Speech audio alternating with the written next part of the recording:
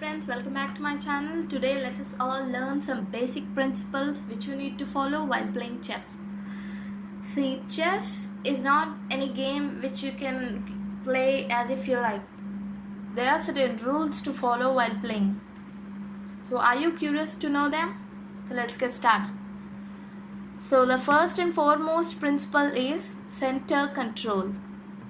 See, in this board, center means the area the area inside this red colored square box, in which d4, e4, d5, e5 are known as the most significant center squares. So right from the beginning itself, you need to try to have a good control on these four squares by playing either d4 or e4. What happens if you place this d4? It controls c5 and also e5. E4 controls these two squares. And this pawn controls these two squares. What happens? There creates a wall like this. And if you see, these two pawns itself controls the four important squares, and these two pawns also restricts the black to place any piece on these squares. Like for suppose if any pawn, say it has come here, what happened? White would eventually capture it and there would be a material win. So, and also I am opening only these two squares because when we open these two squares, it's actually freeing up the bishops. So bishops can easily travel to any point they want. So there won't be any restriction for them, any obstacle. They can freely move. Anyway, knights can jump over the pieces even though any piece is in front of them. So you need to worry about the bishops. And there is no worry. The pawns are freeing up these bishops. And I saw many people moving this pawn forward, and they are just trying to waste their moves. Yeah, I know they don't have a good idea that where you need to play actually. So in the opening itself, please don't touch these four pieces until there is an emergency to use. Please don't waste moves with these pawns. They won't control your center squares. Use only these four pawns in the opening.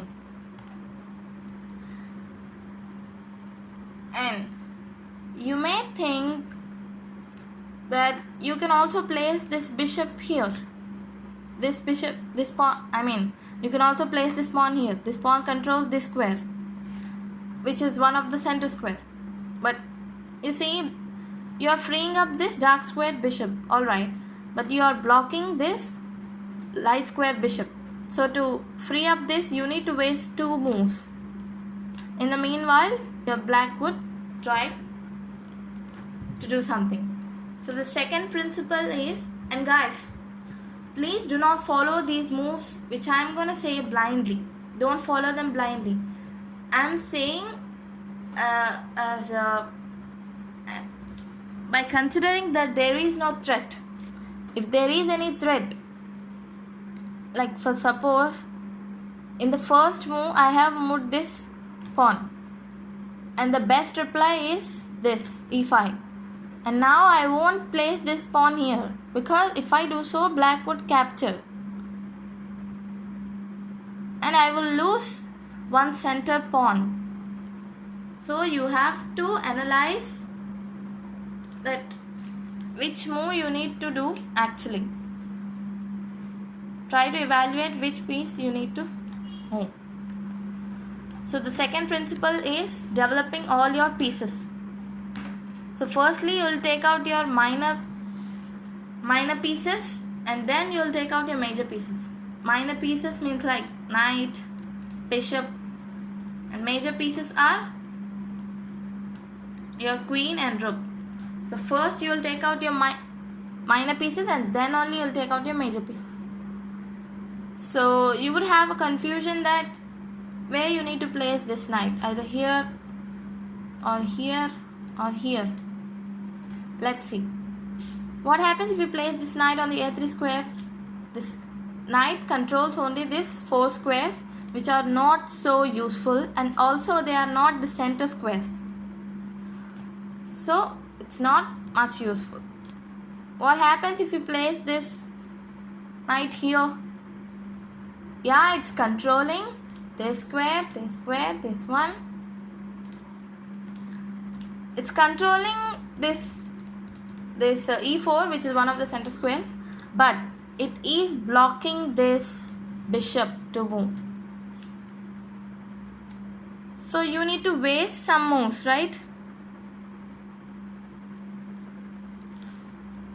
So placing this bishop on the d2 is not so useful.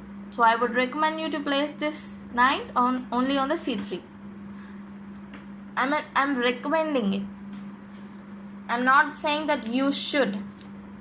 One of the best way, because this knight controls all these 8 squares and also these 2 center squares.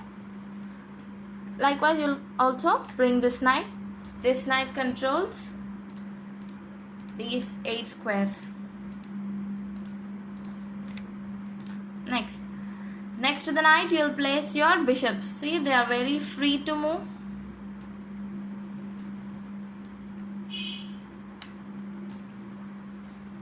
You can place this bishop either here, anyway. But if you place this bishop here, what happens? Black would attack and you will again come back. And there will be waste of time, waste of move. So you should not make such kind of useless moves. So you have to place this bishop in some kind of useful squares, like here or here. Placing this bishop here won't be so useful because it's not controlling any of the center squares. So I would recommend you to place the bishop either here or here. You can place anywhere. So I would like to place it here. And also this bishop here. This bishop controls this square. This bishop controls this square, which are center squares. If you see, there creates a great wall. So no black piece can enter this wall. Very nice, no? If I am given such kind of position, I would just rock it. So after developing your minor pieces, then you will take out your knight, you will develop, the queen, then you will develop. And third principle is castling, king's safety. So you can, after developing all of your pieces, having a good position, you need to think of your king's safety by castling. Castling is the only move where you can move both pieces at a time, like this. You can castle either king side or queen side. And after castling, you're gonna connect your rooks. You can also connect your rooks. At a time, you are placing the king in the safe side and also you are just freeing up your rooks. You may think that why only castling move? You can also put this king like this. If you do so, you are blocking this rook. And you again have to waste moves to free up. So castling means in one move itself you can just put the king in the safe side and also you can free up your rook. You can keep the rooks in the center. See, this is the very good position. Now you can use these pawns for your king's safety. And guys, these moves are not only meant for white. Black also will try the same. He too will also try to gain the control, center control. He too will develop all the minor pieces. Next, he'll develop his major pieces. He too will castle. So you need to have such kind of good positions. Having good positions is one of the best way to win the games. I hope you guys understood today's class, and please guys play more games and try to apply these principles practically.